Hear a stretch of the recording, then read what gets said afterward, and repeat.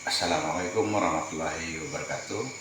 Sahabat, kali ini kita bertemu lagi dalam channel Panggung Cerita untuk Anda semua.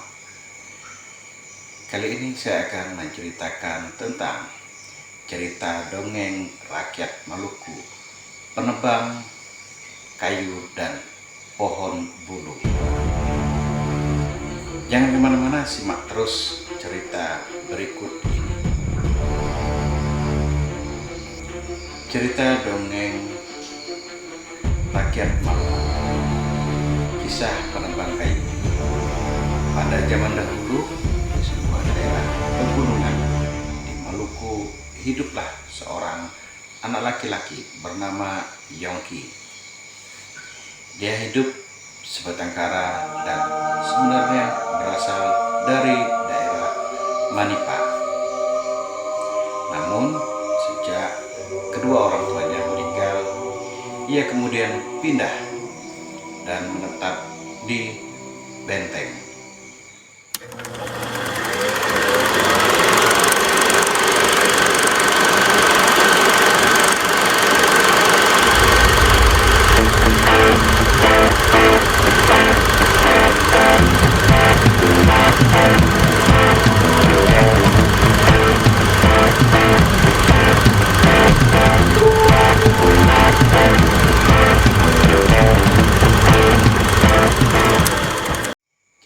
Dongeng rakyat Maluku, Penebang Kayu dan Pohon Bulu. Pada zaman dahulu, di sebuah daerah pegunungan di Maluku, hiduplah seorang anak laki-laki bernama Yongki. Dia hidup di sebatang kara dan sebenarnya berasal dari daerah Manipa. Namun, sejak kedua orang tuanya meninggal, ia kemudian pindah dan menetap di Benteng. Setiap hari, Yongki mencari kayu bakar di hutan untuk dijual ke pasar untuk memenuhi kebutuhan hidupnya sehari-hari. Dahan kayu yang masih basah itu tetap dibiarkan di tempat itu hingga beberapa hari dan baru dibawa pulang setelah kering. Lama-kelamaan, pepohonan di hutan itu menjadi gundul karena dahannya telah habis dipangkasnya. Suatu hari, Yongki mendayung perahunya menuju pantai Latu Lahat untuk mencari kayu bakar di gunung yang ada di sekitar pantai itu. Sesampainya di pantai Latu Lahat, Yongki menambatkan perahunya di akar sebuah pohon yang tumbuh di pinggir pantai. Sambil membawa bekal, ia berjalan mendaki gunung. Setibanya di puncak, Yongki mulai bekerja. Ia tidak hanya mengumpulkan ranting kayu kering, tapi juga memotong dahan-dahan kayu yang masih melekat di pohon. Saat hari menjelang siang, Yongki beristirahat sejenak sambil menyantap bekal makanan yang dibawanya. Hari mulai gelap. Yongki memutuskan untuk menginap. Ia lalu segera mencari tempat beristirahat yang aman. Yongki menemukan tanah lapang yang ditumbuhi oleh rerumputan yang hijau. Dengan perasaan senang, Yongki pun segera merebahkan tubuhnya di atas rerumputan itu. Tubuhnya terasa amat lelah. Namun hingga larut malam, ia sulit memejamkan matanya karena banyak nyamuk yang mengganggunya. Yongki terpelanting ke tanah hingga tak sadarkan diri. Beberapa jam kemudian, ia sadar. Tiba-tiba ia mendengar suara bergemuruh.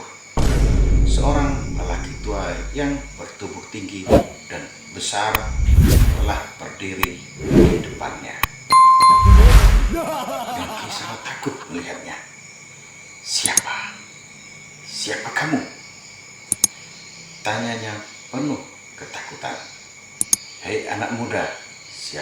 namamu dan dari mana asalmu?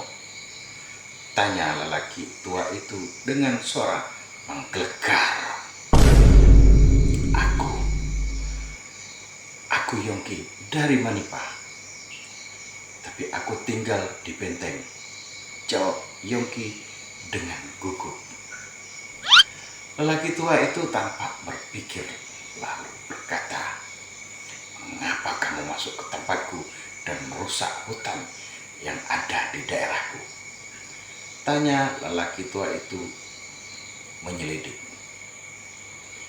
Yongki semakin ketakutan, tubuhnya bergetar. Ampunilah aku.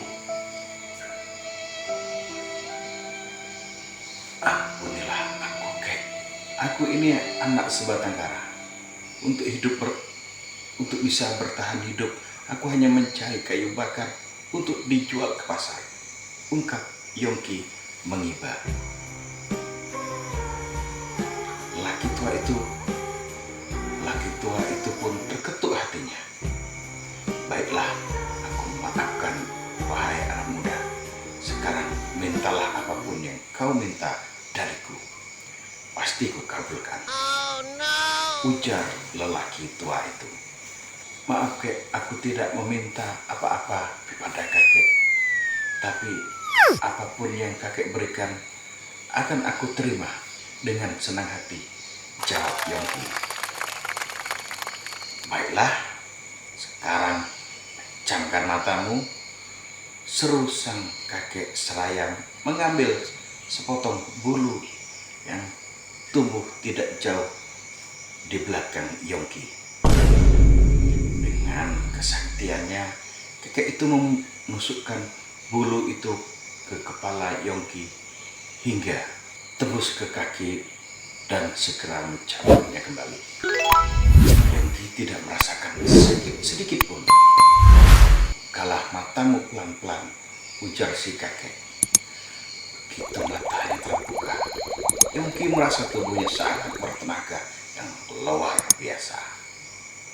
Ketahuilah anak muda, aku telah memberimu ilmu kekebalan tubuh. Ilmu itu tidak hanya membuat tubuhmu kebal terhadap segala macam senjata tajam, memiliki kekuatan untuk membela diri. Jelas lelaki tua itu. Gunakanlah ilmu itu sebaik mungkin, pesan sang kakek, lalu menghilang saat si Yongki menoleh ke pohon bulu di belakangnya. Yongki itu masih berdiri dengan tegak. Pada saat itu pula, ia melihat 7 helai daun bulu itu terlepas dari tangkainya. 7 helai daun bulu itu kemudian terbangan hingga jatuh ke tengah-tengah laut. Dan tiba-tiba ia melihat 7 pulau kecil yang muncul di tempat daun itu terjatuh. Kini pulau-pulau tersebut disebut dengan Pulau 7. Yongki kembali menoleh ke pohon bulu itu yang sudah tidak ada di tempatnya. Ia pertama kaget saat kakek yang telah menolongnya juga pun menghilang bersamaan dengan hilangnya pohon bulu tersebut.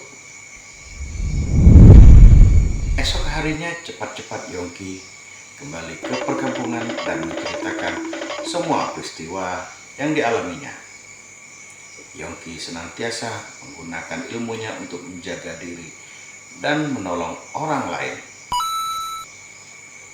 Tempat Yongki beristirahat hingga kini masih terlihat bersih dan dianggap sebagai tempat yang keramat oleh penduduk Latulahan.